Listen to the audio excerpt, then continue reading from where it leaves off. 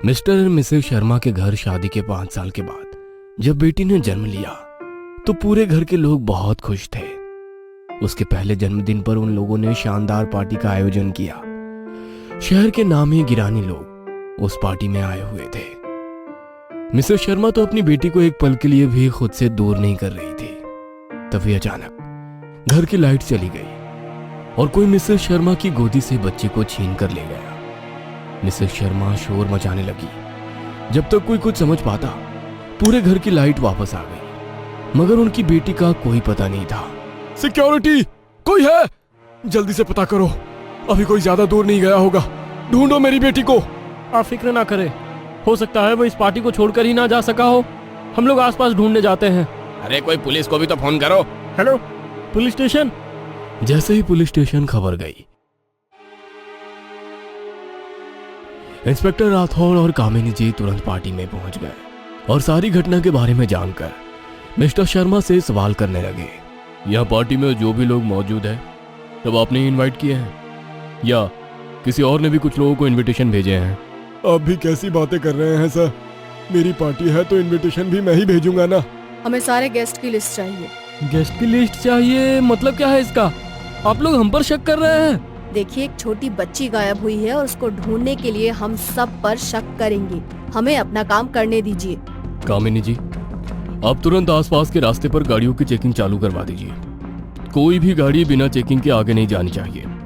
इस बंगले के सीसीटीवी और आसपास के बंगले की सीसीटीवी के फुटेज चेक करिए, शायद कोई क्लू मिल जाए। Yes sir. राठौर कामिनी जी अपनी इन्वेस्टिगेशन कर रहे थे, मगर मिसेस शर्मा का रो रो कर बुरा हाल था। मैम प्लीज आप रोना बंद कीजिए और हमारे साथ कोऑपरेट कीजिए। आपको किसी पर शक है? कामिनी जी की बात सुनकर मिसेस शर्मा ने नामे गर्दन हिला दी। मेरी बेटी पिछले 2 घंटे से लापता है और आप लोग यहीं पर सबसे पूछताछ कर रहे हैं। प्लीज उसे ढूंढ कर लेकर आइए। सर, आप मत समझाइए हमें कैसे काम करना है।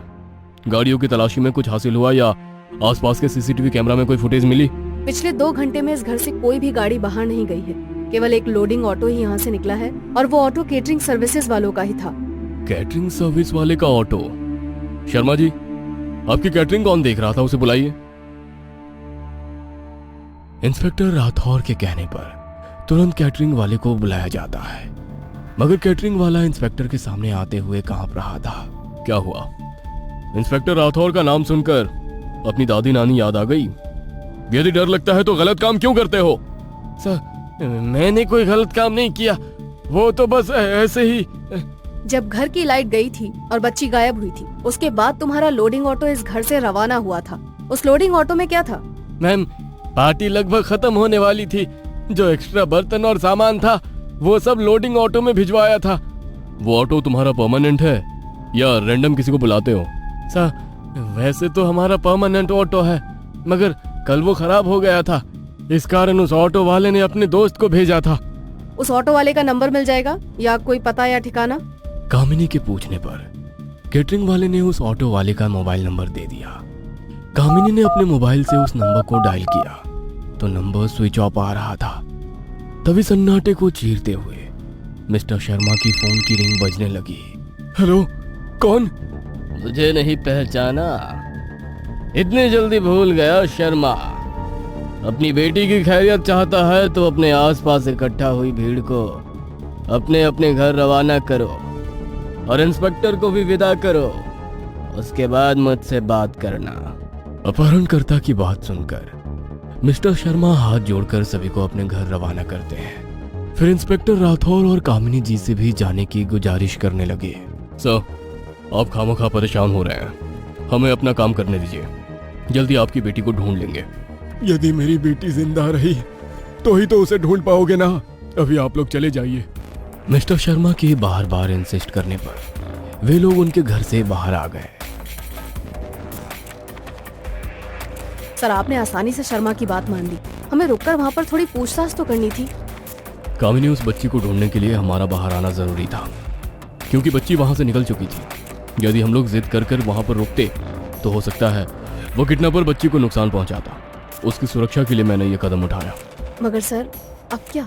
फिक्र मत करो, मैंने शर्मा के घर से निकलने से पहले उनके घर में एक ट्रांसमीटर फिट कर दिया है। उन लोगों की सारी बातें हमें आराम से सुनाई देगी। सर आप तो कमाल हो, ऐसा कैसे कर लेते हैं आप?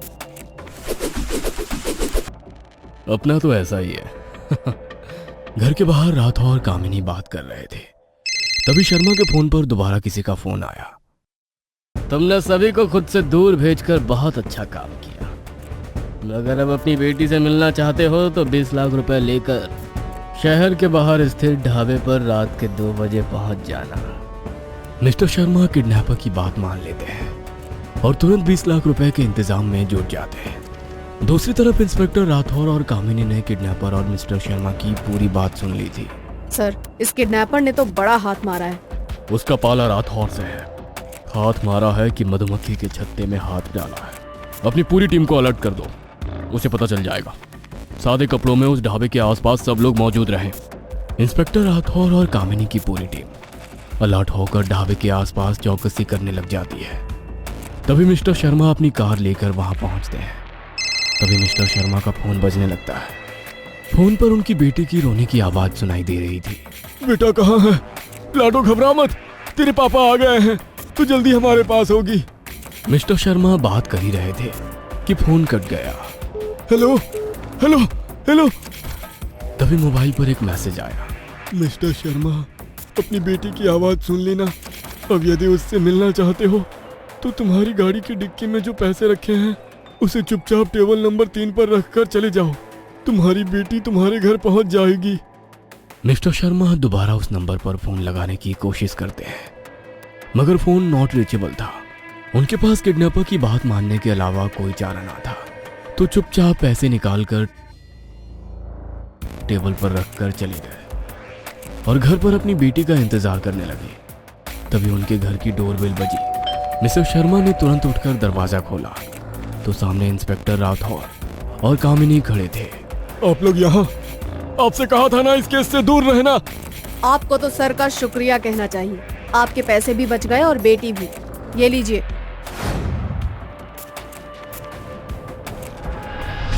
और ये रहा आपका गुनहगार। कहते हुए उन्होंने किडनैपर को मिस्टर शर्मा के आगे खड़ा कर दिया। किडनैपर कोई और नहीं बल्कि उनकी दुकान पर काम करने वाला एक लड़का ही था, जिसे कुछ दिन पहले मिस्टर शर्मा ने चोरी करते हुए पकड़ लिया था और उसे नौकरी से निकाल दिया। तू तो आस्तीन का सांप निकला।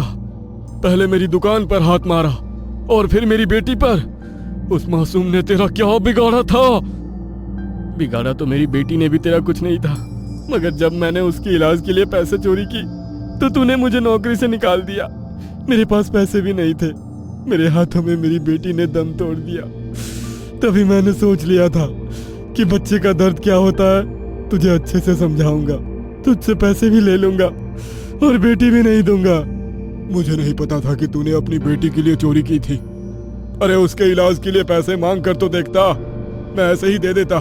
मैंने तो तुझे सुधरने का एक मौका दिया था, इसलिए चोरी करने के बाद भी पुलिस स्टेशन नहीं भेजा, मगर तूने ही।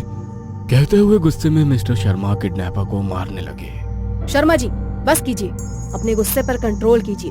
और तुम्हें अपनी बेटी की तकलीफ से गुजरने के बाद भी किसी और की बच्ची को तकलीफ देते हुए शर्म नहीं आई?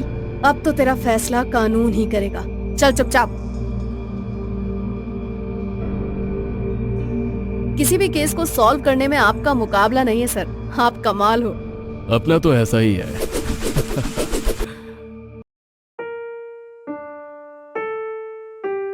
सर, आपने तारा मर्डर केस की फाइल मंगवाई थी, ये रही। इंस्पेक्टर साहब, मैं लुट गई, बर्बाद हो गई। लुट गई मैं। मिनान से बताइए कि हुआ क्या है। मेरा तो आराम हराम हो गया है मैडम। अब मैं इत्मीनान कहाँ से लाऊं? मैं लुट गई, बर्बाद हो गई। उसने मुझे 50 लाख का चूना लगा दिया। मैम आप पानी पीजिए और डिटेल में बताइए, ये 50 लाख का क्या मामला है? सर, मैं चंदा देवी हूँ। रविवार सुबह मेरे घर के दरवाजे पर एक लेटर आया। उसमें लिखा था, शहर के बाहर माल रोड पर एक घर 1 करोड़ में बिक रहा है। तुम्हारा शुभ चिंतक। सस्ता घर मिलने की खुशी में मैं उस घर को खरीदने शाम 7 बजे पहुँच गई। आपका घर तो बहुत सुंदर है सुकन्या जी, मैं इसे खरीदने के लिए तैयार हूँ, पर आप इसे बेचना क्यों चाहती हैं? अब क्या बताओ, मेरे जो अपने थे वो एक दुर्घटना में चल बसे और उनके बिना यहाँ रहना मुश्किल हो गया है। ओह, तो ठीक है सुकन्या जी, मैं ये घर लेने के लिए तैयार हूँ। अगर आप प्रॉपर्टी के पेपर्स दिखा दे तो। जरूर, ये देखिए, देख लीजिए, ये घर मेरे नाम पर ही है। पेपर्स तो ठीक है सुकन्या जी, मैं अभी आपको 5 लाख का चेक दे रही हूँ और साथ में 45 लाख का चेक भी। बाकी 50 लाख घर मेरे नाम होने के बाद दे दूंगी। आप इन पेपर्स पर यहाँ पर साइन कर दीजिए। इधर इधर। ये लीजिए। बुरा मत मानिएगा सुकन्या जी, लेकिन जो साइन रजिस्ट्री पेपर्स पर है और इसमें थोड़ा सा फर्क लग रहा है। बचपन, जवानी और बुढ़ापे में फर्क तो होता ही है। अब हाथ कांपते हैं चंदा बेटा, लाओ दोबारा कर देती हूँ साइन। इसकी कोई जरूरत नहीं है, मैं आपकी बात से सहमत हूँ। ये 5 लाख और 45 लाख के 2 चेक हैं। 2 दिन में क्लियर हो जाएंगे, उसके बाद हम रजिस्ट्री कर लेंगे। सर, उस दिन हम दोनों 8 बजे तक साथ में थे, लेकिन आज जब मैं वहाँ पर पहुँची तो सुकन्या करोड़ी लाल जी की जगह कोई और ही है और वो बोल रहे हैं कि हमने ये घर किसी को नहीं बेचा। मुझे बचा लीजिए इंस्पेक्टर, नहीं तो मेरे 50 लाख डूब जाएंगे। चंदा जी, आप हमें उस घर पर लेकर चलिए। सर, ये औरत झूठ बोल रही है या फिर ये पागल है। ये घर हमारा है और हमने इसे किसी को नहीं बेचा और हम इस घर को कभी बेचेंगे भी नहीं, क्योंकि ये हमारा पुश्तैनी घर है। इंस्पेक्टर, इनसे कहिए कि इस घर की मालकिन सुकन्या करोड़ी लाल जी को बुलाए, उसके बाद सब कुछ आईने की तरह साफ हो जाएगा। सर, हम उन्हें नहीं बुला सकते। ना बुलाने का कारण प्रिया जी? वो हमारी दादी थी और उनको मरे हुए तो कई साल बीत चुके हैं। ऐसे कैसे कई साल पहले वो मर चुकी है? अरे 2 दिन पहले ही तो मैं उनसे मिली थी और वो भी इसी घर में। क्या बकवास कर रही हैं ये? मरे हुए आदमी से कोई नहीं मिल सकता। मेरे पास वो पेपर्स हैं जिन पर उन्होंने साइन किए थे। ये देखिए सर। चंदा जी, इस पर तो कोई साइन नहीं है। क्या? ये कैसे हो सकता है? उन्होंने तो यहीं पर साइन किए थे। देख लिया सर आपने? अब तो आपको यकीन हो गया है ना कि ये औरत झूठ बोल रही है। नैना जी, क्या आप लोग हमें सुकन्या जी की फोटो दिखा सकती हैं? माफ कीजिएगा सर, हमारे दादा दादी जी की कुछ फोटोज जिस कमरे में थी उनमें कुछ साल पहले ही आग लग गई थी और जिसमें सभी फोटोग्राफ्स जल गए। ओके, और रविवार को आप दोनों कहाँ थी?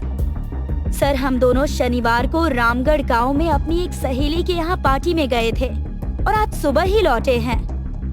कामिनी जी, पता कीजिए, प्रिया और नैना रामगढ़ में थी या कहीं और? रविवार को तुम कहाँ थे? सर, रविवार को मेरी छुट्टी रहती है तो मैं अपने घर पर ही था। सर, प्रिया और नैना दोनों सच बोल रही हैं। वो शनिवार को रामगढ़ गांव में अपनी दोस्त के पार्टी में ही थी और आज सुबह ही लौटी हैं। लेकिन सर, दोनों बहनें रविवार शाम करीब 5 बजे कहीं चली गई थी और फिर रात 9 बजे वापस अपनी दोस्त के घर पर आ गईं। कामिनी जी, इस शहर से रामगढ़ की दूरी करीब 1.5 घंटे की है तो हो सकता है कि प्रिया और नैना यहाँ आई हो और अपना काम करके चली गई हो। मुझे भी शुरुआत में यही लगा था सर, पर बाद में पता किया तो पता चला कि ये दोनों अपने एक रिश्तेदार के घर गई थी।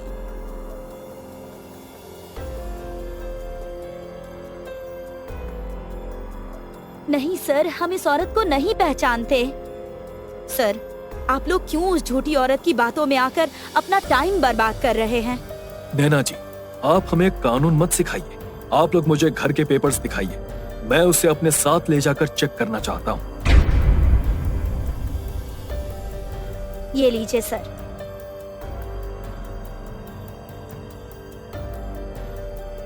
कामिनी जी, इन पेपर्स को और जो चंदा जी के पेपर्स हैं उनको जांच के लिए लैब भेजिए। Yes sir. सॉरी सर, मैं बाथरूम चला गया था। ये ऑयल तुम्हारा है? यस सर, इस ऑयल को मैं अपनी खुखरी पर लगाता हूँ ताकि खुखरी साफ रहे और जंग ना लगे। सर, लैब से रिपोर्ट्स आ गई हैं।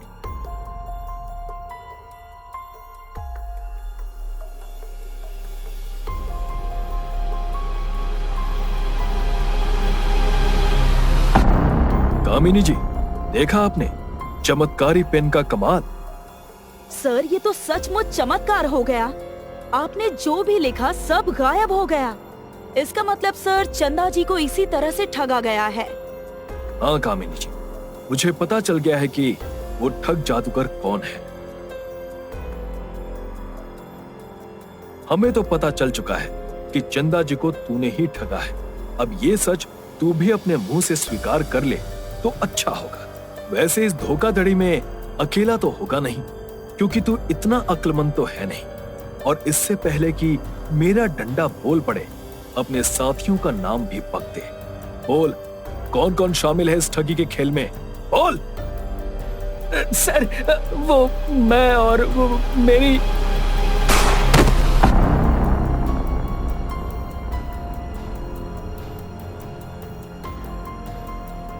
सर, ये आधार कार्ड मिला है। हेलो मानिक, जो आधार कार्ड भेजा है उसकी बैंक डिटेल निकाल जल्दी, और कहीं से भी ये पैसे निकाले तो मुझे तुरंत इन्फॉर्म करो और लोकेशन भी शेयर कर देना। हमें जल्दी ही आधार कार्ड के एड्रेस पर पहुंचना होगा।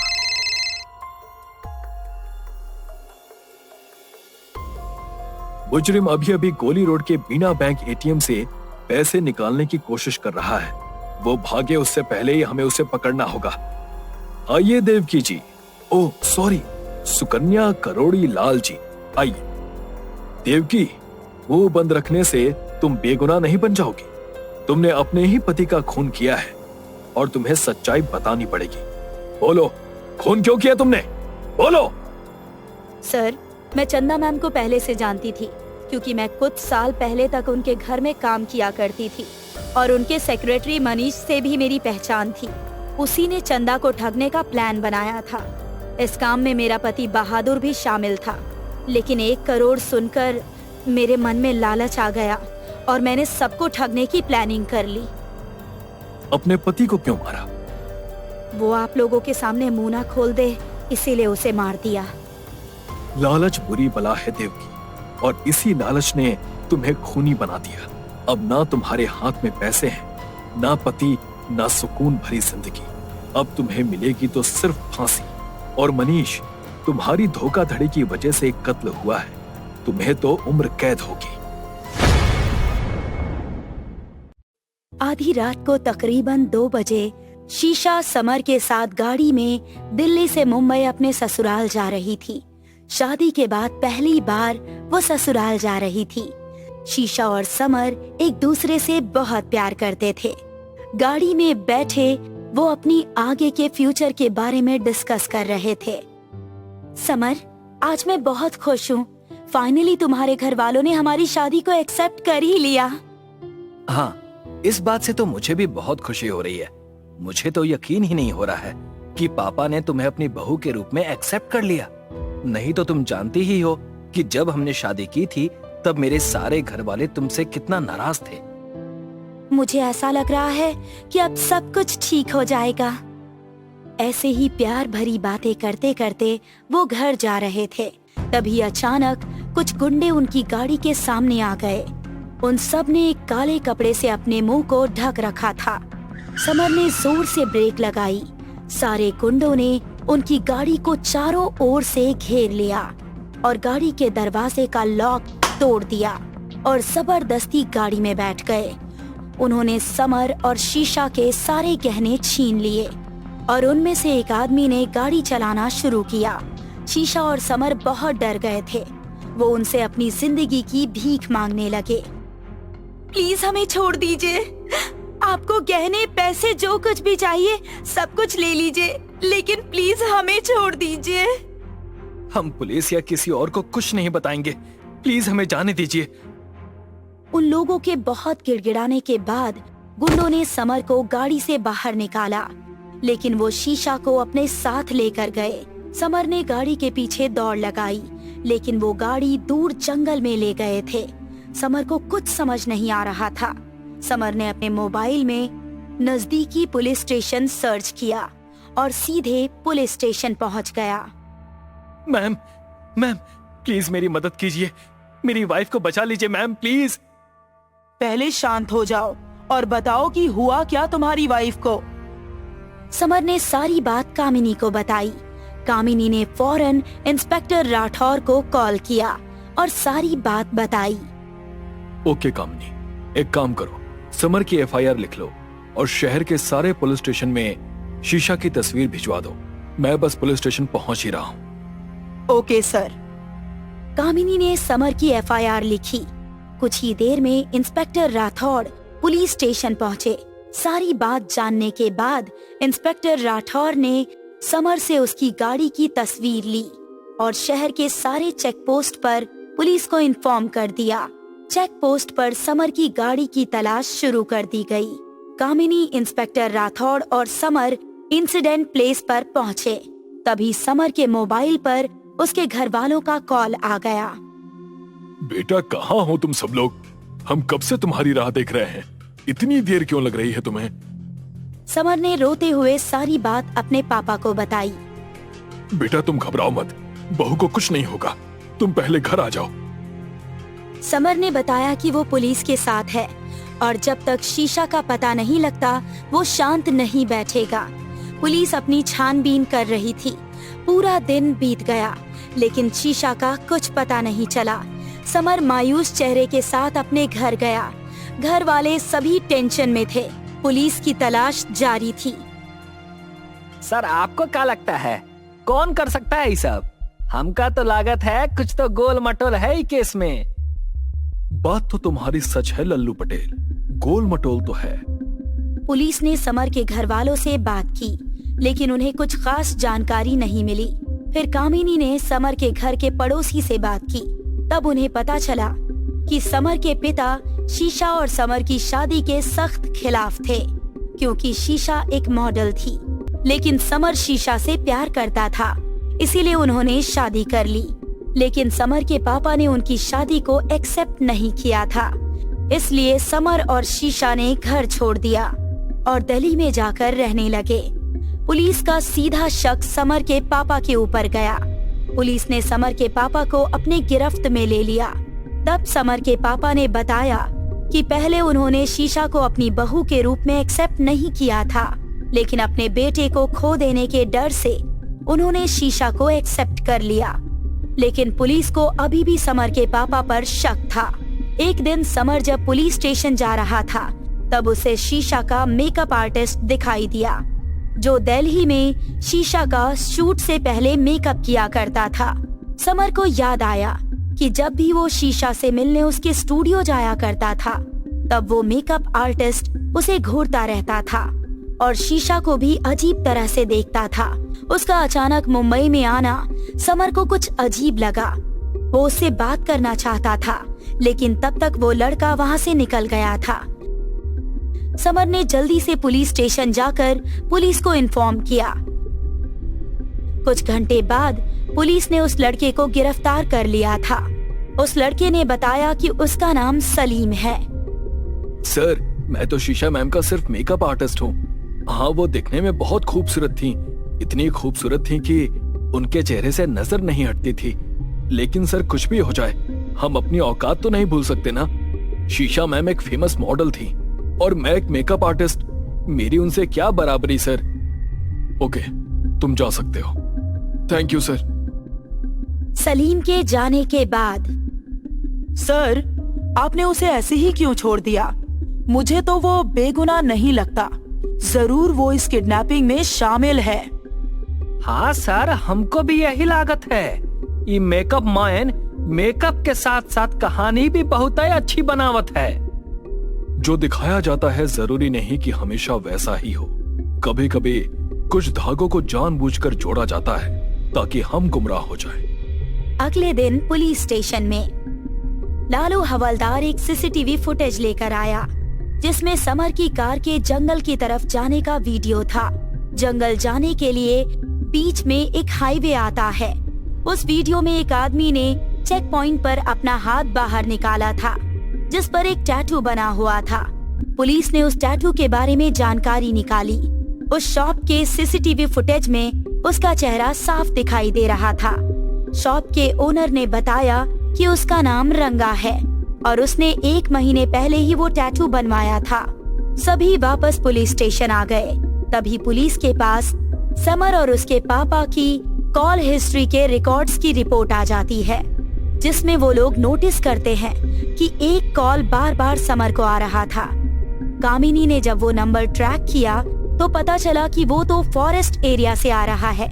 कामिनी, इंस्पेक्टर राठौड़ और लालू हवलदार फॉरेस्ट एरिया की तरफ गए। कुछ देर अंदर जाने के बाद कुछ गुंडों ने पुलिस पर हमला किया। गुंडे और पुलिस के बीच में हाथापाई हुई। हाथापाई में इंस्पेक्टर राठौड़ और कामिनी ने गुंडों को पकड़ लिया। हाथापाई के बीच इंस्पेक्टर राठौड़ ने देखा कि ये वही गुंडा है जिसने हाथ पर टैटू बनवाया है। इंस्पेक्टर राठौड़ समझ गए कि उसी रात समर की कार भी किसी ने चुराई थी। सबको गिरफ्तार करने के बाद जो सच था वो उनके सामने आया। चलो अब सीधे सीधे बताओ कि सच्चाई क्या है। बताओ, नहीं तो ससुराल वाली खातिरदारी करनी पड़ेगी और शायद वो तुम्हें रास ना आए। सर, मेरा नाम रंगा है।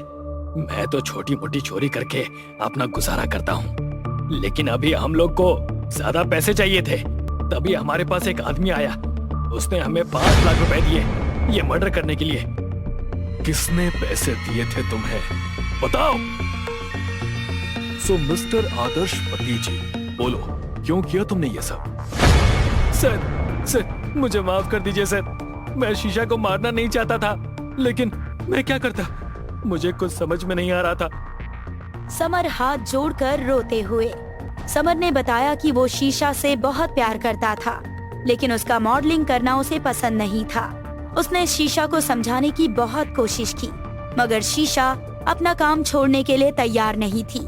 उस बात से उन दोनों के बीच में बार बार झगड़ा होने लगा। समर को कुछ समझ नहीं आ रहा था कि वो शीशा का साथ दे या फिर अपने परिवार वालों के पास वापस लौट जाए। वो शीशा को किसी और का भी होते हुए नहीं देख सकता था। एक दिन गुस्से में आकर उसने शीशा को मारने का प्लान बनाया और उसने ही रंगा को कांटेक्ट किया था और शीशा को किडनैप करवाने का प्लान बनाया और उसे मरवा दिया। समर ने अपना गुनाह मान लिया। समर ने जैसे ही अपना गुनाह मान लिया, उसकी आंखें फटी की फटी रह गई, क्योंकि सामने शीशा खड़ी थी, वो भी जिंदा।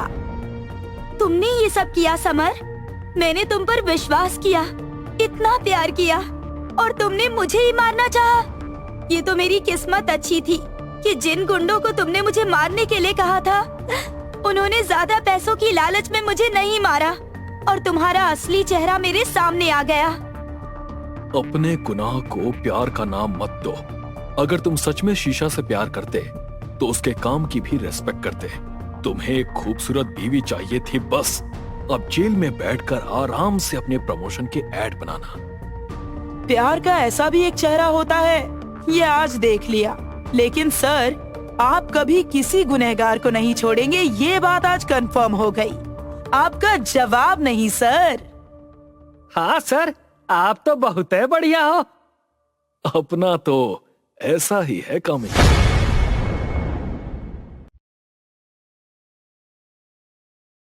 चैलेंज। इंस्पेक्टर राठौर और कामिनी पुलिस स्टेशन में बैठे थे। तभी इंस्पेक्टर राठौर को कॉल आता है। Hello inspector Rathore. कॉल एक आदमी का था। हेलो इंस्पेक्टर विक्रम राठौर, कैसे हैं आप? आई एम फाइन, पर आप हैं कौन? यूं समझ लीजिए कि आपका शुभचिंतक हूं, जो आपको एक खास खबर देना चाहता है। खबर? कैसी खबर? आपका मुंबई शहर जल्द ही शमशान बनने वाला है। इतनी लाशें बिछेंगी कि आप गिन भी नहीं पाएंगे। रोक सको तो रोक लो मेरे कहर को।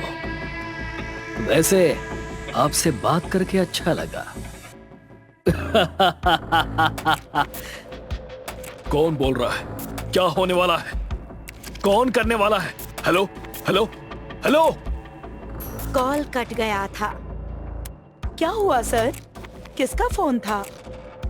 कामिनी, किसी ने पूरे शहर को तबाह करने की धमकी दी है, लेकिन कब, क्यों, कैसे, कौन, कुछ नहीं पता। बस इतना बताया कि कुछ बहुत ही बुरा होने वाला है। इंस्पेक्टर राठौर ने शहर के सारे पुलिस स्टेशन में इन्फॉर्म किया। सब जगह नाकाबंदी की गई और सारे शहर में पुलिस का पहरा बढ़ा दिया गया। थोड़ी देर बाद कामिनी और इंस्पेक्टर राठौर गाड़ी से जा रहे थे। आगे नाकाबंदी लगी थी, गाड़ी की चेकिंग चल रही थी कि अचानक एक ट्रक ड्राइवर नाकाबंदी तोड़कर भागने लगा। राठौर और कामिनी ने उस ट्रक ड्राइवर का पीछा किया। राठौर ने ट्रक के टायर पर गोली मारी। ट्रक एक पेड़ से जाकर टकरा गई और ट्रक ड्राइवर की मौत हो गई। कामिनी, ट्रक में जाकर चेक करो, क्या है उसमें? कामिनी ने ट्रक चेक किया तो उसमें आम की पेटियां थी। कामिनी ने बताया कि ट्रक में आम की पेटियां हैं।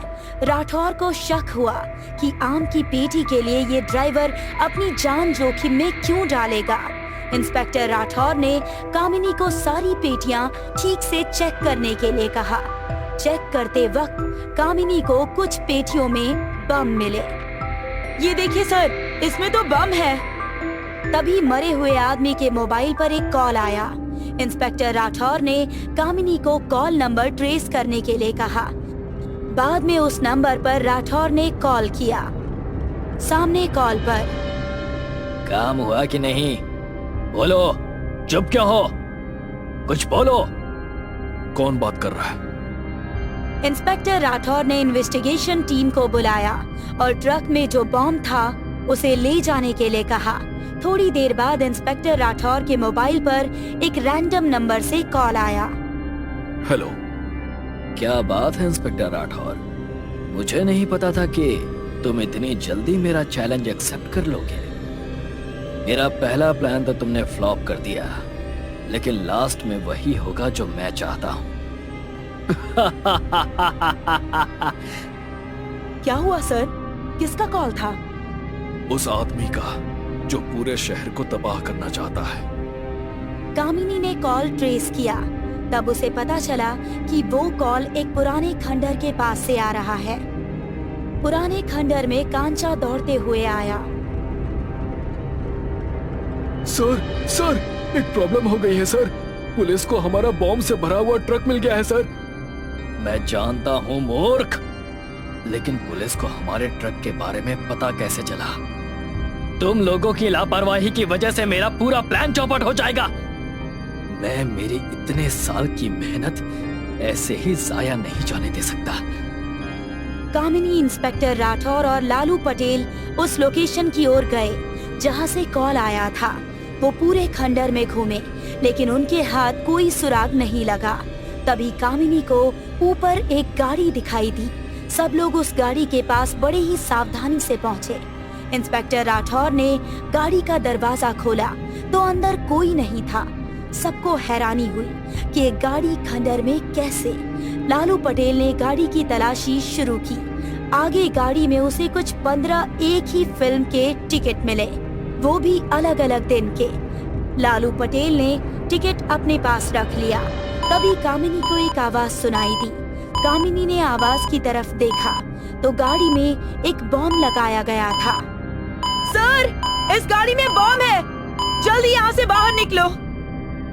कामिनी, इंस्पेक्टर राठौर और लालू पटेल जल्दी से उस खंडर से बाहर निकले और थोड़ी ही देर में वो गाड़ी बॉम्ब से उड़ गई। सर, ये सब कैसे हुआ और किसने किया होगा?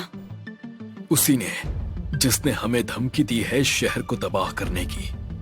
सर, ये क्रिमिनल तो बहुत खतरनाक लगता है। खतरनाक और शातिर भी।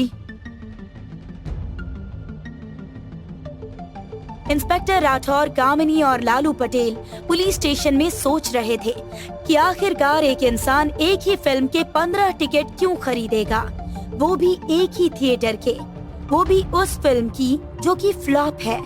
इंस्पेक्टर राठौर ने मूवी की टिकट फिर से चेक की, वो टिकट एक ही मॉल की थी। तब इंस्पेक्टर राठौर को समझ आया कि ये जो कोई भी है वो मल्टीमैक्स मॉल में जो थिएटर है वहाँ बॉम्ब ब्लास्ट करने वाला है और इसीलिए वो रोज जाता है ताकि वो चेक कर सके कि मॉल में कहाँ बॉम्ब फिक्स किया जा सकता है। लेकिन अभी भी ये बात साफ नहीं थी कि ये बॉम्ब ब्लास्ट कब होने वाला है और कौन करने वाला है। इंस्पेक्टर राठौर ने पुलिस की सिक्योरिटी बढ़ा दी और उस मॉल में भी कुछ हवलदारों को वेश बदलकर आने जाने वाले लोगों पर नजर रखने के लिए कहा। इंस्पेक्टर राठौर ने उस मॉल की सभी सीसीटीवी फुटेज भी चेक की, लेकिन उन्हें ऐसा कोई आदमी नहीं मिला जो रोज मॉल में आता हो। तभी राठौर के मोबाइल पर फिर से एक रैंडम नंबर से कॉल आता है। क्या बात है राठौर, तुम तो सच में चीते की चाल वाली सोच रखते हो।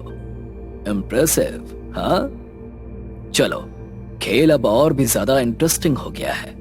तुम्हारे पास 3 दिन हैं, पकड़ सको तो पकड़ लो मुझे। सर, हमने सीसीटीवी फुटेज भी चेक की, लेकिन किसी पर शक नहीं हो रहा है।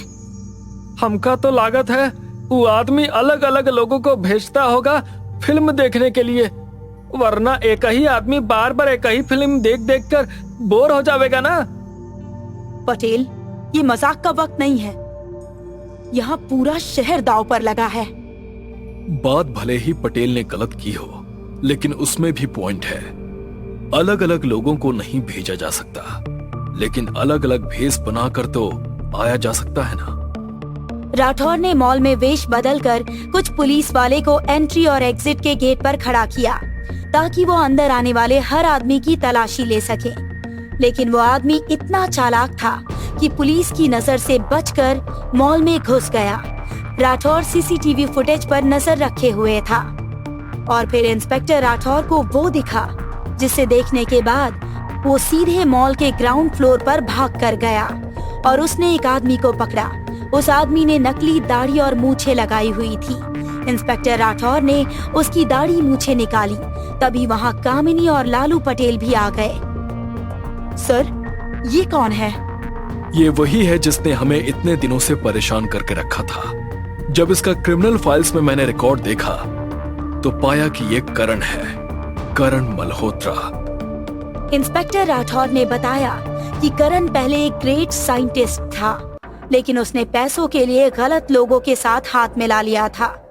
करण ने इंस्पेक्टर राठौर का हाथ झटका और वहाँ से भागने की कोशिश की, लेकिन वेश बदल कर आए हुए पुलिस वालों ने उसे पकड़ लिया।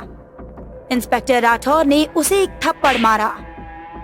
अब सीधे सीधे बताओ बॉम्ब कहाँ लगाया है तुमने, नहीं तो हमें 3rd डिग्री देना भी आता है।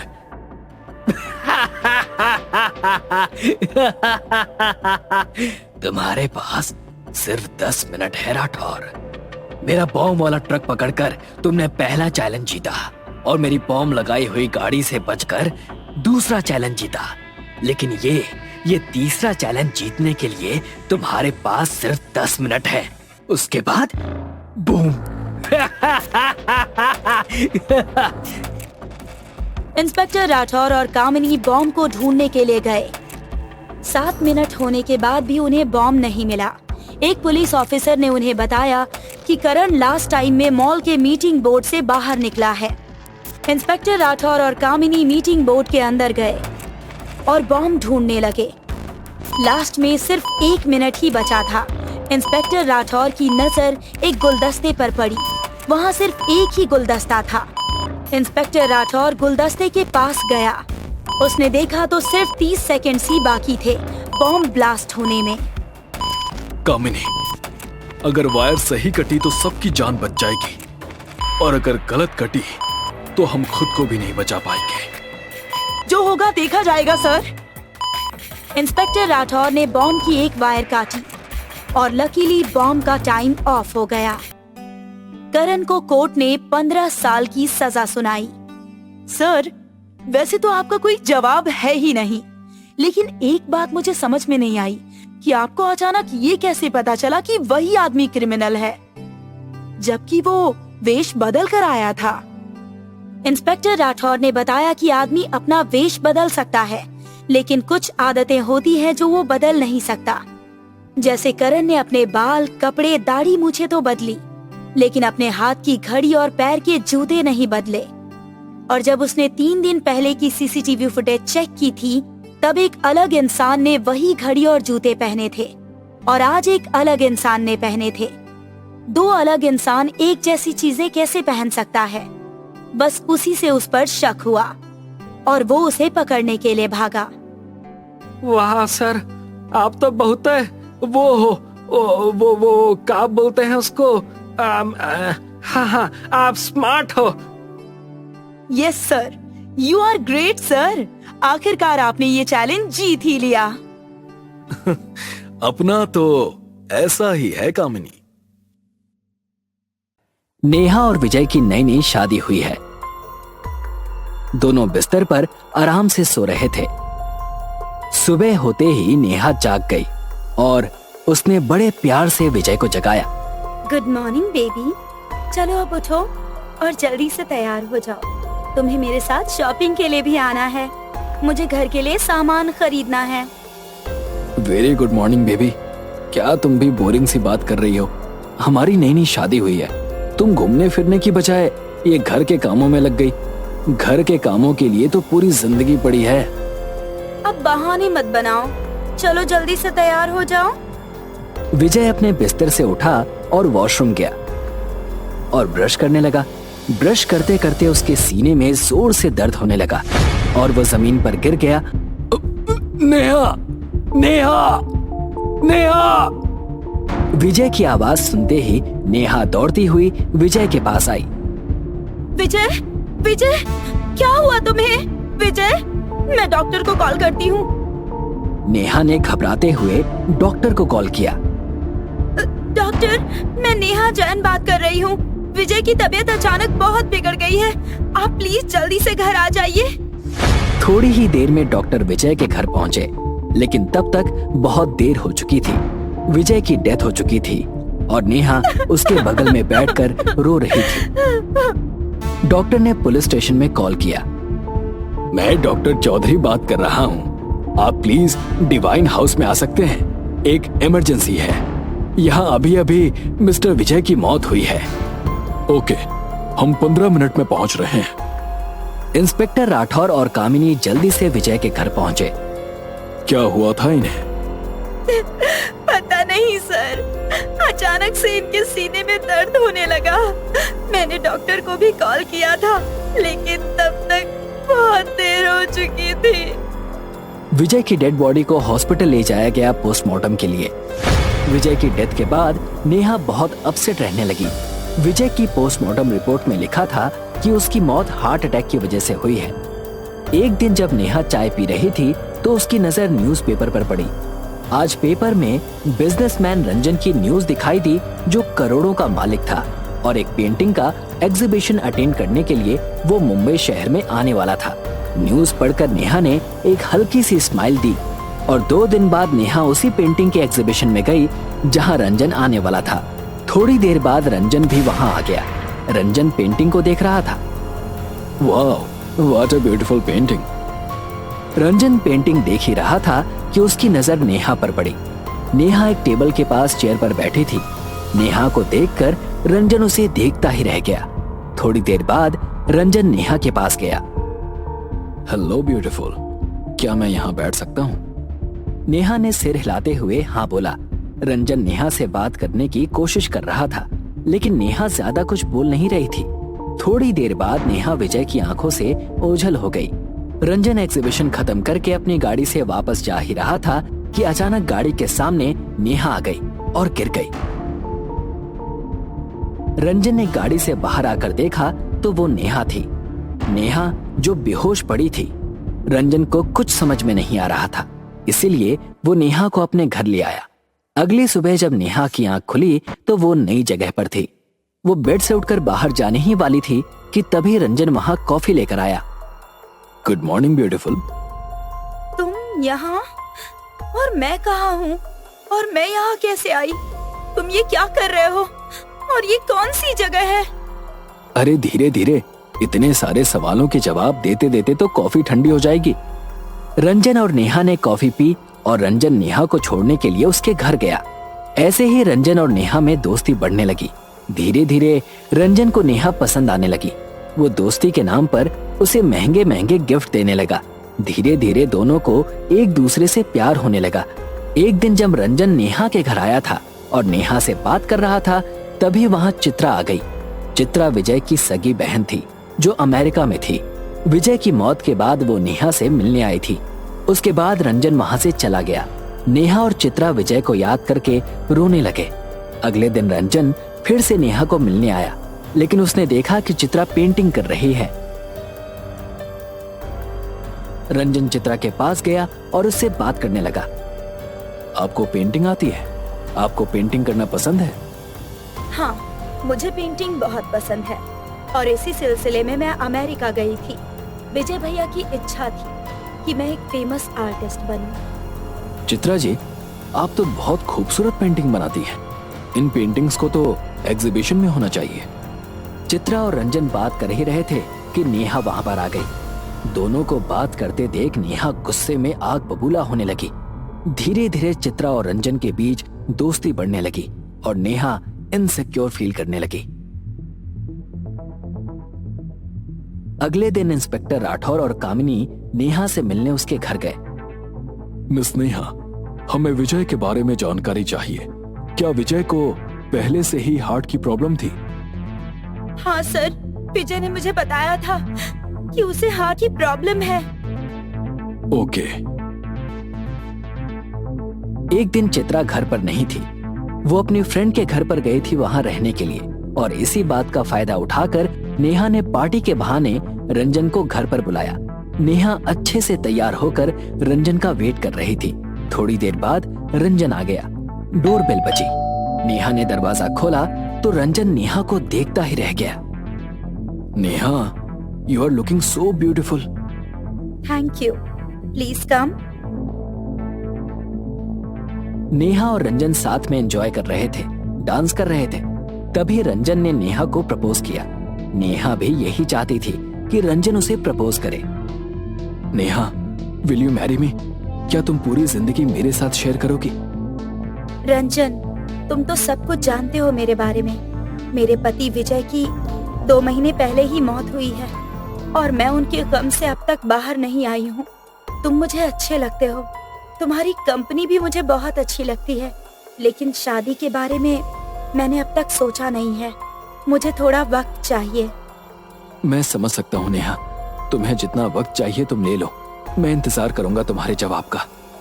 अगले दिन जब चित्रा घर लौटी तो नेहा ने ये बात चित्रा को बताई कि रंजन उससे शादी करना चाहता है। चित्रा ने नेहा से थोड़ी देर बात की। उसके बाद वो अपने कमरे में चली गई।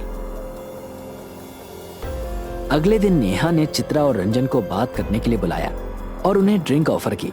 ड्रिंक पीते ही चित्रा और रंजन को नींद आने लगी। ये क्या हो रहा है? भाभी, मुझे चक्कर आ रहे हैं। हाँ, मेरा भी सर चकरा रहा है। तुम दोनों ने क्या मुझे पागल समझा है कि तुम मेरे खिलाफ चाल चलोगे और मुझे पता नहीं चलेगा? नेहा ने बताया कि उसे सब पता चल चुका है कि रंजन और चित्रा एक दूसरे को पहले से ही जानते हैं और उसे फंसाने के लिए दोनों ने ये प्लान किया था। नेहा ने बताया कि आज सुबह जब चित्रा वॉशरूम गई थी तब नेहा उसके कमरे में गई थी और उसने चित्रा का मोबाइल चेक किया था। तभी उसे चित्रा और रंजन के रिलेशन के बारे में पता चला। लेकिन तुमने भैया को क्यों मारा? वो तो तुमसे प्यार करते थे। पैसों के लिए। मैंने विजय से शादी सिर्फ पैसों के लिए की थी और शादी के अगले ही दिन मैंने विजय की टूथपेस्ट में एक ऐसा लिक्विड मिलाया था जो बॉडी में जाते ही हार्ट की नसों को बंद कर देता है और एक ही घंटे में शरीर से उड़ जाता है, जिससे किसी को पता नहीं चलता कि मरने वाला आखिर मरा कैसे। सबको यही लगता कि वो हार्ट अटैक था। नेहा के ऐसा कहते ही वहाँ की लाइट्स ऑन हो गई और नेहा ने अपने सामने इंस्पेक्टर राठौर और कामिनी को पाया। और अब तक जो चित्रा और रंजन बेहोश होने का नाटक कर रहे थे वो अब ठीक थे। चित्रा नेहा के सामने आई और उसे एक जोर का थप्पड़ मारा। तुम्हारे ऊपर मुझे पहले से ही शक था कि भैया की मौत के पीछे तुम्हारा ही हाथ होगा, इसीलिए मैं अमेरिका से वापस आई थी सच जानने के लिए। और उस दिन जब इंस्पेक्टर राठौड़ को आपने ये बताया कि भैया को हार्ट की प्रॉब्लम थी, तभी मेरा शक यकीन में बदल गया और मैं उसी दिन पुलिस स्टेशन गई थी। सर, मेरे भाई विजय को हार्ट की कोई प्रॉब्लम नहीं थी। वो तो अपनी सेहत का अच्छे से ध्यान रखता था। मैं अमेरिका में जरूर थी, लेकिन विजय भैया से मेरी हमेशा बात होती रहती थी। वो बिल्कुल ठीक थे। और नेहा के बारे में मुझे यहाँ आने के बाद एक और बात पता चली है। वो क्या? सर, नेहा की इससे पहले भी 2 शादियां हुई थी और दोनों पति शादी के दूसरे दिन ही हार्ट अटैक से मर गए थे। अब ये इत्तेफाक तो नहीं हो सकता ना सर? ये नेहा बहुत चालाक है, इसके साथ भी हमें चालाकी से पेश आना होगा। चित्रा ने बताया कि इसके बाद जो कुछ भी हुआ, रंजन का प्रपोज करना, नेहा का उस पर शक करना, उसका मोबाइल चेक करना, यहाँ तक कि ड्रिंक पीने का नाटक करना, ये सब उसका एक प्लान था ताकि नेहा अपना गुनाह खुद ब खुद कबूल कर ले। अब चलिए मिस नेहा जी, 3 खून किए हैं आपने, अब तो आपकी बाकी की जिंदगी जेल में ही गुजरेगी। वाह सर, आपका जवाब नहीं। वो तो है Kamini. Thank you so much Chitra. Thank you तो मुझे आपको कहना चाहिए। आपकी वजह से मेरे भाई को न्याय मिला है।